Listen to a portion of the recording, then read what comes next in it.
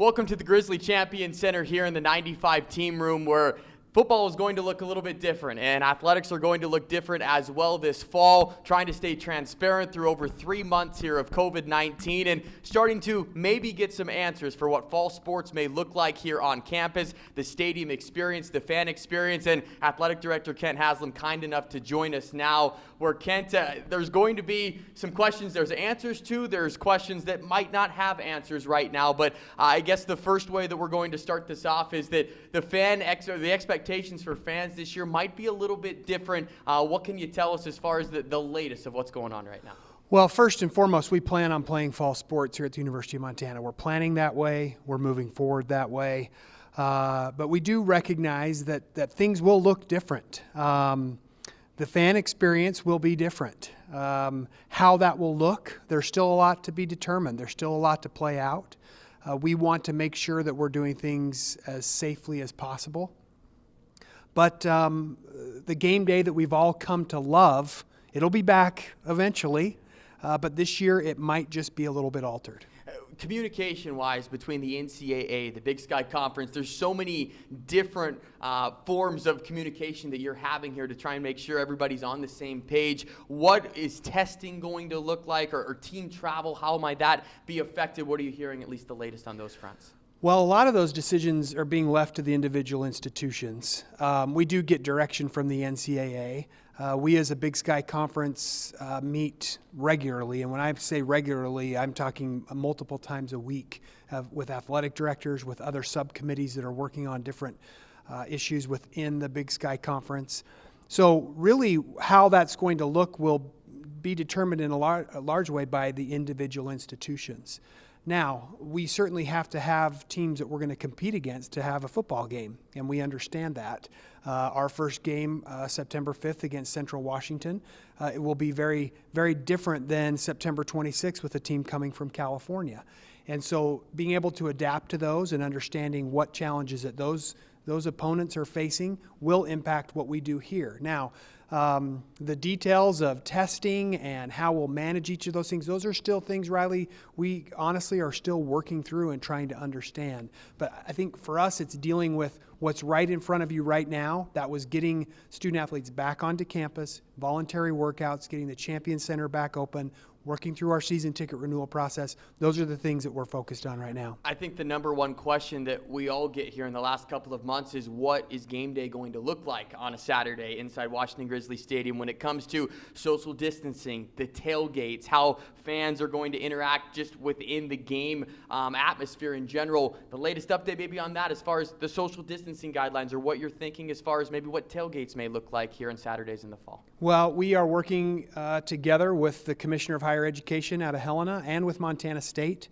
to make sure we're all on the same page and working with our county health departments. That's really where the key will be. We've got to develop a plan that the health departments are comfortable with, that both universities really are going to be able to follow in two different counties, right? Mm-hmm. So that's an important part of it as well.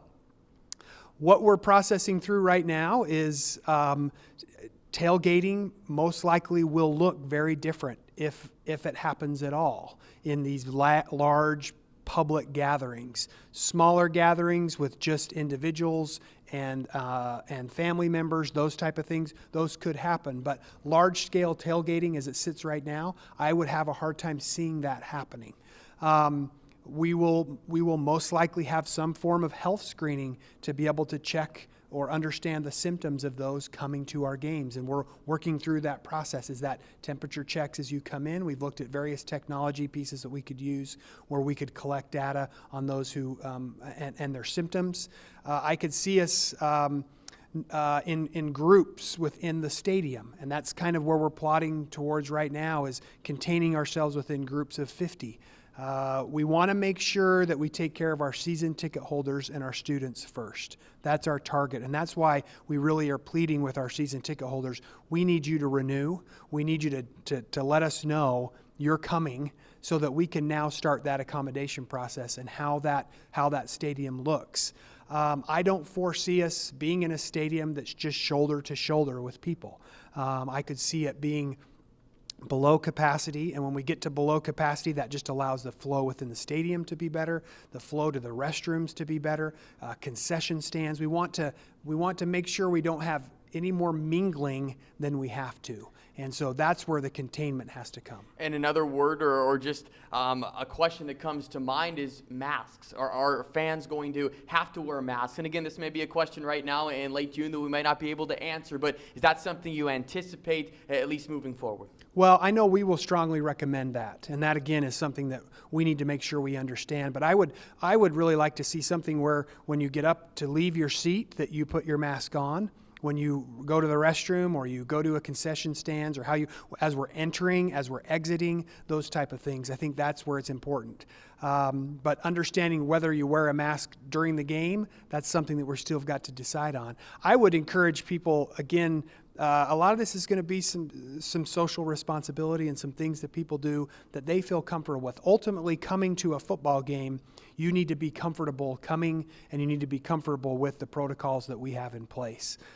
We want as many people here as we possibly can get. I mean, that's part of the game day atmosphere. But we also want people to be responsible, and we also want people to feel comfortable. If you don't feel comfortable, then we don't want you here. You've mentioned it a ton in the last couple of months, Grizzly Athletics has in general, and even earlier on in this interview about season ticket renewals and parking. And if for some reason football doesn't get played this year, does it get deferred till next year? It's just a good chance here to maybe answer all of those questions again, to give everyone peace of mind of if they want to renew their season tickets, where their money will be going, and everything in between. Yeah, we want to make sure we work with our season ticket holders. They are what make us tick. There is no doubt about it. We have a large season ticket base. We also want to make sure, though, that people are comfortable with the plans that we have in place. So if you are opting out of your season tickets this year because of concerns around COVID-19, all we ask is for you to let us know. We're not going to clear out your season tickets and move them on to the next people. We'll push you to 2021. Those that renew, if for some reason this season is altered, or we don't play games, or we have less games, then there will be the refund. We'll have a refund policy where you can get your money back, or you have the option to donate it. We'd love to have folks donate it. There's no doubt about that. But we will work with people. It's not going to be you buy your tickets and then you're just stuck with it. We want to make sure that folks have options, and we'll work with them within those options. And of course, football, not the only sport going on here as well. A lot of sports still in limbo right now. What are you hearing from the rest of fall sports, soccer, volleyball, everyone else in the mix? I know even the winter sports are wondering what their season or what the schedule is going to look like. So what can you tell us maybe for the rest of the fall sports, at least for now? Yeah, we're again planning volleyball and soccer and cross country. We'll be up and running.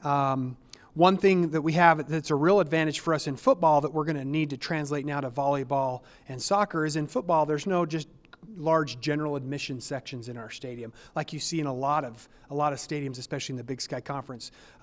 The student section would kind of fit that bill, but there's a way to be able to manage that. But with soccer and volleyball, those are general admission seats. And so how we're going to be able to keep people, know who's in there, know who's bought the ticket, so that we can do a contact tracing, or the health department can do contact tracing afterwards. That's the most important. Obviously, we can social distance much easier out at South Campus Field for soccer, or in Dahlberg Arena for volleyball. It's just a much larger venue, and we can spread people out. But we're going to need to be able to keep track of who's coming, and be able to track those folks, which gets a little bit scary when you've got a lot of people watching you and knowing where you're going. But contact tracing really is a key part of this. When we look at what announcement dates might be, again, the word we keep using is uncertainty, and that's a good one right now because it is just ever changing with the numbers, whether the NCAA protocols week by week. When do you anticipate maybe an official announcement, or when things will be set in stone, so to speak, for the fall? Well, right now, set in stone is that we're planning to play. So people need to understand that we're playing football at the University of Montana, and we plan to host sporting events here on campus. Now, as we move through with different meetings with the Department of Health, we're going to understand what they are going to want to see from us from our plan. We have a pretty good idea, and we've done a lot of work beforehand thinking through all these things. But I don't know if I can give you exact dates that on August 1st we're going to know this. On August 15th we know we're going to do this. But I think we do know our season ticket deadline is July 3rd. We want to get that. And then over those next couple of weeks, as we start to develop plans with the county health department, then I feel more comfortable in announcing after that. As we close this interview out, Kent, I know that Grizz Nation all over the place, wondering about morale. They want to know, they want to be a part of Grizz Nation as much as possible. What is the morale like right now within the department, and getting more people back here, at least to see faces rather than to be apart for so long? Well, I think that we're no different than anywhere else in society right now. There's a bit of anxiety. There's a bit of anxiousness. There's a bit of uncertainty, which brings with it a level of panic and nervousness. Those are completely understandable. I certainly get concerned about the mental health aspect of this too, and the detachment that we feel. We're gatherers by nature here in athletics, and being a member of a team is such a core part of who you are. So it's been great to get student athletes back, get them seeing them again, getting them back into the facilities, back into their familiar surroundings. That's why we got into this business, is because we enjoy being around college students and being a part of their lives and helping them grow and develop. So I like that aspect. But people are excited. They're ready to go. There's some that are hesitant and not knowing. So it's really no different than what you're feeling in your own families, in your own communities, in your own circle of influence. It's the same feeling here. But it is great.